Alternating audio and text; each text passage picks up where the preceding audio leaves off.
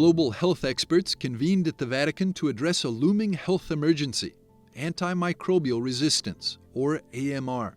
The symposium, hosted by the Global Coalition on Aging and the Acton Institute at the Pontifical Academy of Sciences, aimed to shine a light on the crisis and mobilize action.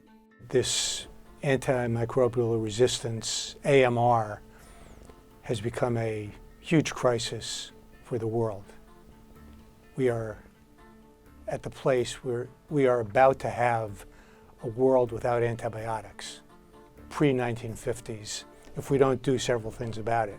The event underscored the critical role antibiotics play in modern medicine. Without them, routine surgeries, cancer treatments, and organ transplants could become life-threatening. Antibiotics are really one of the foundations of modern medicine.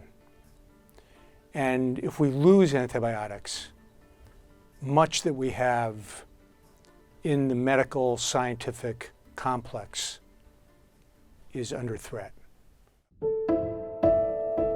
Hosting the event at the Vatican was seen as an ideal place to amplify the urgency of this issue, taking into consideration the Vatican's global moral influence. The conference concluded with a call to action, urging governments, faith communities, and the public to work together to prevent a return to the dark ages of medicine.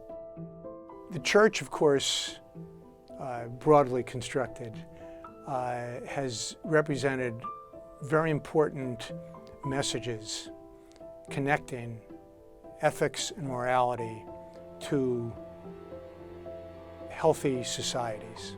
Hodin also highlighted the economic and societal stakes, especially as the world faces unprecedented aging populations and declining birth rates. As the AMR crisis grows, global cooperation remains essential to safeguarding public health and the foundations of modern medicine.